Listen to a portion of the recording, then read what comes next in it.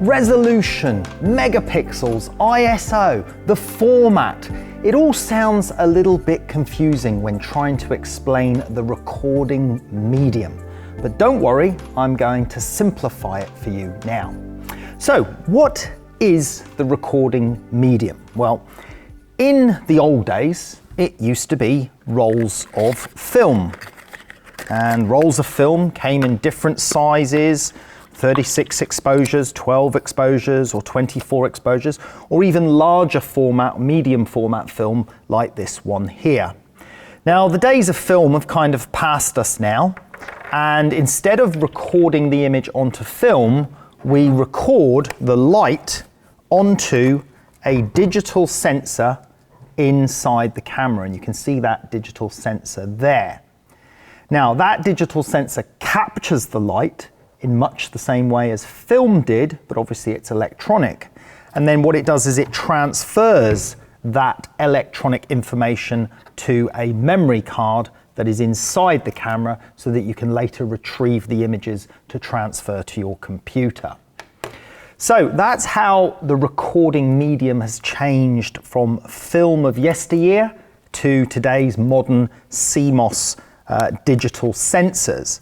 However, there's still a little bit more to it than that, because we have to also consider the size of the recording medium. Now, cameras come in what we call different formats, just as there was different formats of film. So you can see that this film is a larger format than this one. We also have camera formats that are much larger. So this is what we call a medium format camera, and you can see the sensor on this camera is a lot bigger than the previous one I showed you. The one I showed you just before was a 35mm full frame format, and you can get smaller than that. And this is a professional medium format sensor. So not only the recording medium has changed, the sizes of the recording medium available changes, but also something called the sensitivity to light can be changed. Now again, this sort of relates back to film. If we take a look at this film is 400 ISO. That's its sensitivity to light. But if we look at the film or the ISO sensitivity on the box on this one is 200 ISO. And 200 ISO is half of 400, so it's actually one stop less sensitive than this film is to light. And I'm going to come back to that a little bit later because that's very important. Now, if we wanted to shoot at 400 ISO with film, we'd have to use a whole roll of film that was 400 ISO sensitivity to light. But with modern day cameras, we don't have to worry about that because we can actually change the ISO at any time on the sensor, so you can change midway through your shooting session from 200 to 400 or 800 ISO sensitivity. And you're basically either increasing or decreasing the amount of light that the sensor can capture. And again, I'll need to explain that a little bit more clearly with some examples that I'm going to show you shortly. Now, the other important factor to do with the recording medium is resolution. And that's basically how much image data can be captured, how many pixels. So what do we mean by pixels? Well, let's take a look at this image on screen. So here I have an image that I shot on the 100 megapixel camera. That's 100 megapixels resolution. Let's take a look at what we mean by megapixels. So if I zoom in on this image, right in, going right in, this huge amount of detail, and you can see right into the pupil of the eye, and then there we are at full resolution. Now, each one of those squares is a pixel. So this particular image is made up of 100 megapixels, and that means 100 million pixels. So there are 100 million squares in this image making up the total of the photograph. And if we zoom out, so actually again you can still see the squares there looking at the pupil of the eye, zooming back out, huge amount of data captured in this wonderful 100 megapixel image that was captured on that camera. So that's what we mean by pixels and megapixels. Let's have another look at another example. This was an image that I shot for a marine pollution campaign, and there's a huge amount of detail in this image. We can zoom in and in and in and in, and you can see all of the stitching in the rope, and we get right in there, and you see now we're looking at individual pixels. Let me zoom back out again. Zooming out. Let's pan across over to the baby. You can see there's the syringe I actually put on the shot, which was put in post-production. The baby wasn't actually holding that in the real photograph. It was just part of the campaign image. But all of that stuff in the photograph consists of this huge amount of detail, which is all made up of pixels. So a 100 megapixel camera means 100 million pixels.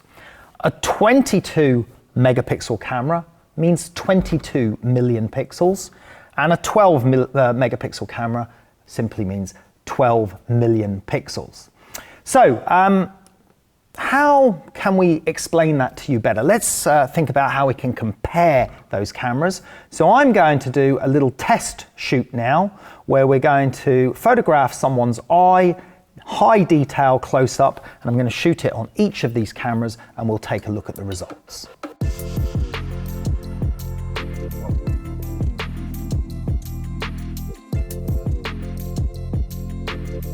So I have 3 cameras prepared here of different resolutions, different amounts of megapixels. And what we're going to do is we're going to take a picture of Emma's eye. Emma works here, and we're going to take a really close-up picture of her eye with the word Google reflected in it, so it looks like she's looking at a computer screen. Would make a great stock shot, but I thought it would make a nice image as a comparison on these 3 cameras. So we have a 12 megapixel camera, a 22 megapixel camera, and then a very expensive Hasselblad, which is 100 megapixels. So it'll be interesting for you guys to see that comparison of what we're talking about with megapixels. Now the setup is very simple. We're using a macro lens on each of those cameras. Now a macro lens is a specific lens for shooting very small objects close up, and we cover more on macro photography in some of our more advanced courses. We've also got a simple monoblock studio light there, and that light has got a small softbox on it, and it's going to bounce down and hit the Google sign, which is going to reflect in Emma's eye just to make the picture a little bit more visually interesting. Again, using studio flash is another thing that we cover in some of our later courses. To trigger the flash is a flash trigger, which will be placed on top of the camera, and that will fire the flash when I press the shutter button. So let's get on with these tests. Emma, if you can go into position, please. I'm going to put the flash trigger on here, and I'm going to move these 2 cameras out of the way for the moment.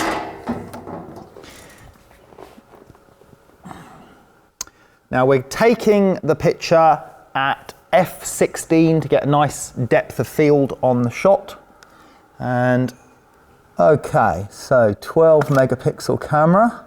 There we go. And there's just another one there, please, Emma. That's good. Lovely. Pull back slightly. And focus. Oops, close that one. Good. And another one, and just blink there, and just turn to the eye there. Okay, blink again. Lovely. Right, so let's move on to the 22 megapixel camera now.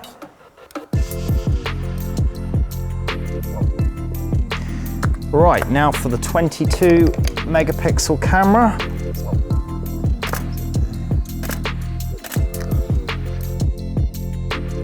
And now for the 100 megapixel camera.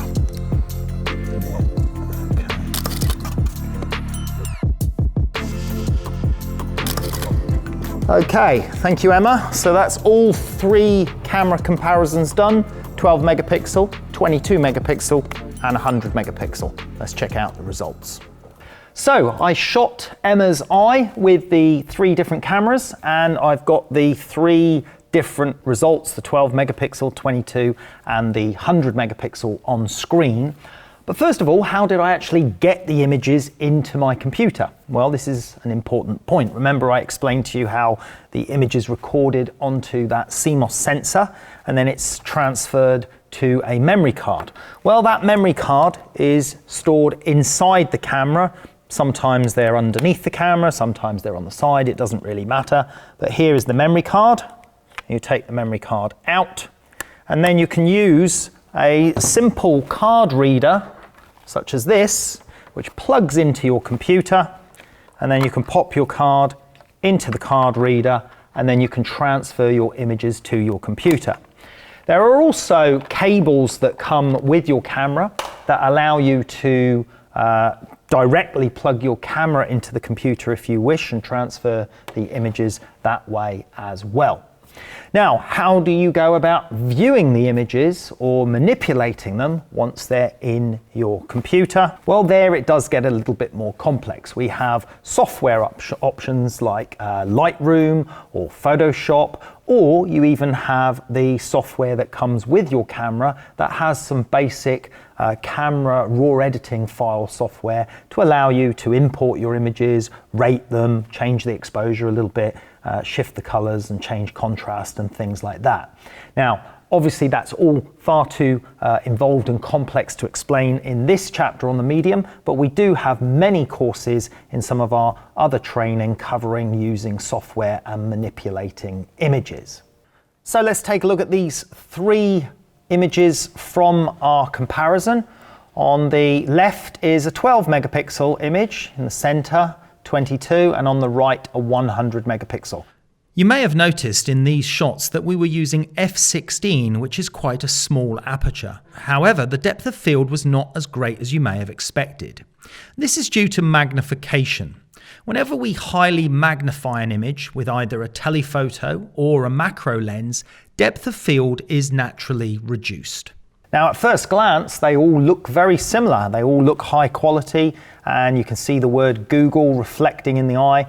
Let's zoom in a little bit, one click on each one, and see how they start to look. I'll go in a little bit further on this one. Let's go, right, you can see it's right in point of focus on that little eyelash sticking up there, and I think I managed to do the same on this one. That's the 22. And then here on the right, we have the 100. Now, by now, you should be able to see that actually the 100 does seem to have a little bit more detail going on in it than the other images. And if we continue to zoom in, I'll zoom in a couple more clicks on that one, bring that one to the same size. This one actually is already about the same size. This one might need to go in a little bit more to match the sort of magnification size here, and let's bring this one into about the same size. So now you can start to see how the 12 megapixel image looks just a little bit fuzzier than the 22 megapixel, and the 22 megapixel looks a little bit fuzzier than the 100 megapixel image. And that is down to the amount of pixels available in the image, as I explained earlier. Now, there are some other considerations, not only with the amount of megapixels, but also to do with format size. So here on the 100 megapixel image on the right, compared to the other two images, you may notice that the eye and the skin tones just look a little bit silkier and smoother in their transition. Now, that's not really to do with the amount of megapixels, that's more to do with the actual physical size of the format of the sensor. When we use a larger sensor, we can usually achieve more silky transition of tones in that image. However, I think, and we look at the results that we've got there, we could say that all three of those have yielded excellent images and excellent results with a fairly simple setup. So whether or not you're working on the most expensive top professional camera, or whether you're working on a lower budget mirrorless 35mm camera, or even a crop sensor camera, you can see high quality results are still achievable. So that kind of covers us on megapixels and a comparison on megapixels. But what about the other subject we spoke about earlier, ISO. Well, let's take a look at that, because I also shot some comparison ISO shots at different ISO sensitivities to show you how and why we need to be careful when selecting the ISO we want to use. So let's open up the ISO comparison shots, and I shot these 3 images on the 22 megapixel camera. So they were all shot on the same camera, but I used different ISO settings. So let's take a look at what we mean by these ISO settings. The image on the left was shot at 200 ISO, which is a nice low ISO setting, but it's also low sensitivity. That's the same sensitivity as this 200 ISO film. The image in the middle was shot at 6,400 ISO, and the image on the right was shot at 25,600 ISO, which means the image on the right was much more sensitive to light than the image on the far left. So when I was taking the photographs, I had to adjust my lighting and reduce the amount of light coming out of my flash for the images on the right, because they were more sensitive to light, so that allowed me to reduce the amount of flash. We'll come back to that shortly. First of all, let's deal with what we talk about image quality, because earlier we were looking at image quality in terms of resolution, the amount of pixels, megapixels, but we also need to be very careful to consider the ISO settings, because this has a great bearing on quality. So I'm going to zoom in on the image on the left, a couple of clicks, zoom in on the image on the middle. So you can see how that image in the center, the one on 6,400 ISO, has a lot more noise in the image, a lot more grain in the image than the 200 ISO version on the left. And if we zoom in on the image on the right, which is the 25,600 ISO, that one has even more noise and grain than the image in the center, the 6,400 ISO. So it's immediately apparent to you that as soon as we increase ISO, and the same applies to film as well, as soon as we increase that ISO higher, then there is the potential for the image quality to go down. And that is go down in the sense that more noise and more grain comes into the picture. Now I must point out that in recent years, ISO performance, high ISO performance, has dramatically improved. Back in the days of film, it was very difficult to even shoot 400 or 800 ISO without getting a lot of noise and grain. Nowadays, you can shoot 800 and even 1600 ISO, no problems at all, and still have very low amount of noise. But as soon as we've got up into the 6,400 ISO and the 25,600 ISO here, you can see we've got quite a lot of noise coming into the picture. So it's always a good idea to shoot at the lowest ISO setting possible, so that you can guarantee that you're going to maintain silky smooth image quality, as you can see in the examples here. Let's just zoom in another click further, and another click further in here, and another click further in here, and you can see how, especially in the shadows, and this is where noise is usually most apparent, it's in the shadow tones, you can see it there in that area, how much more noise there is there than there and there. So one might ask, well, why do I bother needing to shoot with high ISOs at all if it's only going to give me noisy, grainy images? And that is a good question. Well, the reason for it comes back to the sensitivity to light. The higher the ISO setting, the more light it can capture.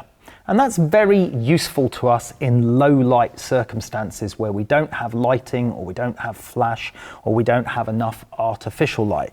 So it may be, for example, you're trying to do a portrait of a person, or events photography, or a wedding, or something in a low light environment after the sun's gone down, or in a dark area, and you just don't have enough light coming onto the camera's sensor to record the image at, say, 100 or 200 ISO, And to actually record the shot, you would need a really slow shutter speed, which would result in a blurred image, or you'd need the largest aperture and a slow shutter speed. So then, therefore, you just wouldn't get the image correct because you'd have motion blur.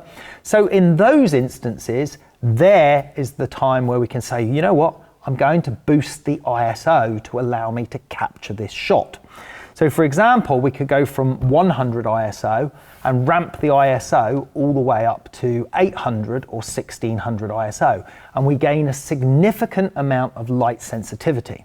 Now, how much light sensitivity do you actually gain? So if we went from 100 ISO to 800 ISO, you have to think about it in f-stops again. Remember when we did the exposure balance and talking about apertures and doubling the amount of light and halving the amount of light, and the same with shutter speeds, doubling and halving the amount of light? Well, it's exactly the same with ISO settings. So for example, if we went from 100 ISO to 200 ISO, that's 1 stop more sensitive. 200 to 400 is another stop more sensitive. 400 to 800 is another stop more sensitive. 800 to 1600 ISO is another stop. So we would have gained 4 f-stops of light by changing from 100 ISO to 1600 ISO. And it's very easy to calculate as well, because ISO numbers are quite simple. Unlike the aperture numbers, ISO numbers are more simple to understand because they simply double or half. So we go from 100 to 200, or 200 to 400, 400 to 800, etc., etc. So in situations where there isn't sufficient light to capture the shot, and to lower the shutter speed to such an extent might result in a blurred image or the wrong depth of field, etc., etc., that's when you can take advantage of using higher ISO settings so that you're actually able to take an image and record an image. Because it's far better to actually capture the image and have a little bit of noise than it is not to capture it at all. So these are the situations where high ISO is an advantage. And that high ISO can gain you valuable amounts of f-stops of available light to shoot with. So how do you actually change the ISO on your camera? Well, that's very simple. Let's take a look at that. So on this camera, we can see the ISO settings on the top. There's a button here that says ISO. I simply hold that button down, turn the dial on the top, and you can see the ISO numbers changing there. There we are, down to 2500 ISO, right down to 800 ISO, and then all the way back down to 100 ISO there. So it's that simple. You also have the ability to change the ISO in the camera's menu function on the back. And I believe on this Sony mirrorless camera, the ability to change the ISO is in the menu settings. So let's take a look at that. I press the function button, and here I have the choice changing the ISO. So you'll find the options to change the ISO in the camera's menu system, but also on some cameras on the buttons and the control wheel on the outside of the camera. Now, most cameras' default ISO is either 100 or 200 ISO, and that will give you the cleanest, lowest noise image possible, and I generally recommend those ISOs for nearly all types of photography. It's only occasionally that we need to use higher ISOs in lower light conditions. Now, just before we finish on the subject of the medium, there is one other important aspect we need to cover, and that is the file type, the recording format of the image. Within our cameras, we generally have 2 file types that we can record, either a RAW file format or either a JPEG image. In some cameras, you can actually record both at the same time. But what does that actually mean, RAW file format and JPEG file format? Well, if we give the example of, say, a letter or a printed document can come in many file formats. So I could have created this in Word or in Pages or as a PDF or as a simple text file. But in one of those file formats, I may have had more ability to create extra information or do more things. And it's kind of similar with the image file format. And that is that with raw file formats, it can capture more data and more information that allows you to extract that as highlight detail or shadow detail later on in the post-processing. The JPEG format is a more compressed image format, so whilst it will reproduce a good quality image, you have less dynamic range in that image that you can extract and use at a later stage, but you can fit more images on your memory card than you can with a raw file format. So let's take a closer look using some of the camera software at the comparison between raw file formats and JPEG file formats and what you can actually get out of them. So I'm going to open a program called Lightroom. So this is the Lightroom interface, and you can see here we have a number of controls over things such as exposure, contrast, highlights, shadows, even various colors. And we cover Lightroom and many other post-production software in our post-production section in more detail. Now, in this instance down here, you can see I have two images that are identical. One of them is the raw file format and the other one is the JPEG file format.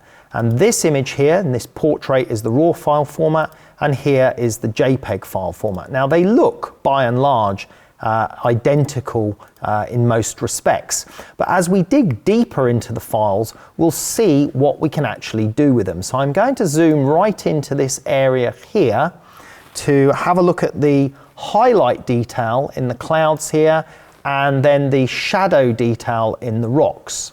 Now, in the raw file format, I could pull the exposure up, for example, and I could take the highlight detail right down. And you can start to see that I've retained highlight detail, but I've managed to see information in the shadow detail at the same time. Now, if I apply those same settings to the JPEG file, and I'll just say sync, so it syncs those settings across. And then we'll look at the difference. Let's click onto the JPEG. Let me zoom in a stage further.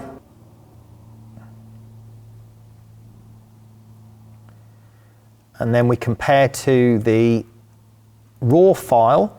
And what you'll notice is the detail in the raw file is greater.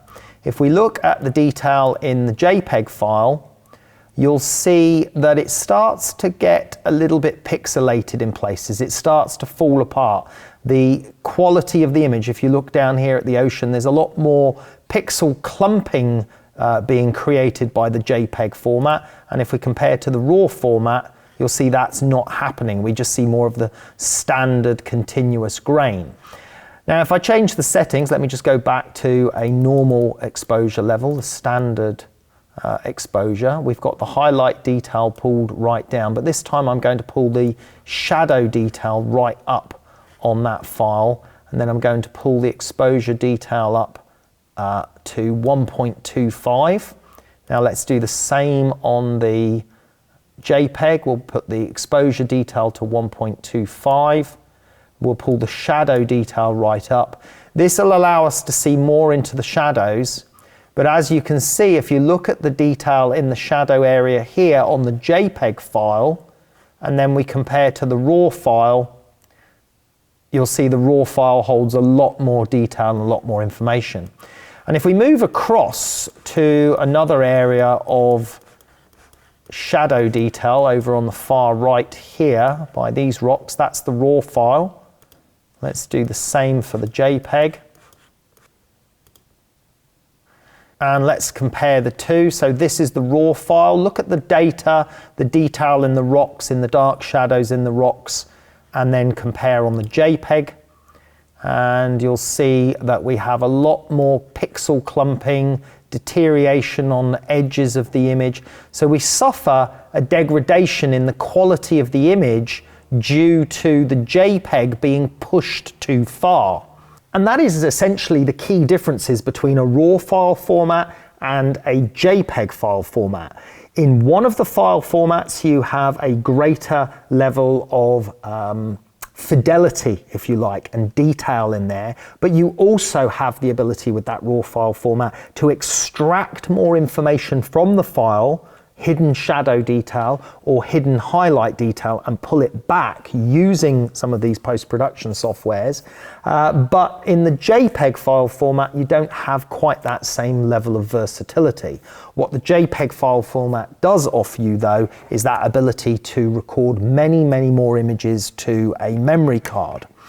Personally, though, I wouldn't recommend the JPEG file format if you're really interested in becoming a better photographer, because you will find that extra level of information that's captured in the raw file format to be very useful for you later when you're doing post-production.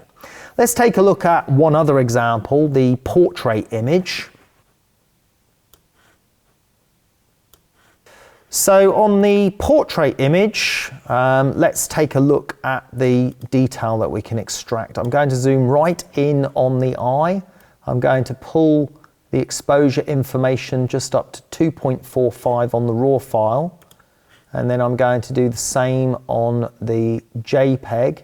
The JPEG is holding pretty well, but let's compare the two. No, you can see there immediately that the raw file, we're able to extract better information from that raw file than we are from the JPEG file. Let's push it a little bit further. I'm going to take the raw file now up to 3.25. Let's take the JPEG in exposure up to 3.25 as well. And we can see there's a kind of hardness to the JPEG image. That's the raw file. And that's the JPEG file. So there's more contrast in the JPEG file, but there's less information that we can actually use if we wanted to do some post-production work on this image. Let's take the shadow detail up, right up to 100 on the raw file, and let's take it right up to 100 on the JPEG file.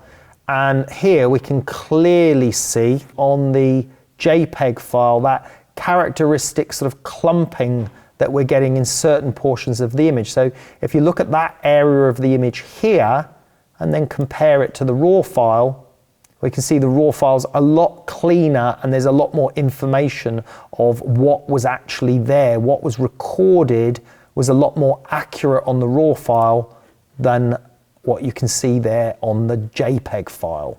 Now, whilst that level of detail or difference in detail might seem small, it can be very important, especially as you progress with your photography and you really want to produce the best quality images. Now, the question really for you now is, how do we select these file formats and how do we choose them within the camera's menu system? Well, let's take a look at that. So in the camera's menu system, we have image quality here, and you can see that it's set at RAW.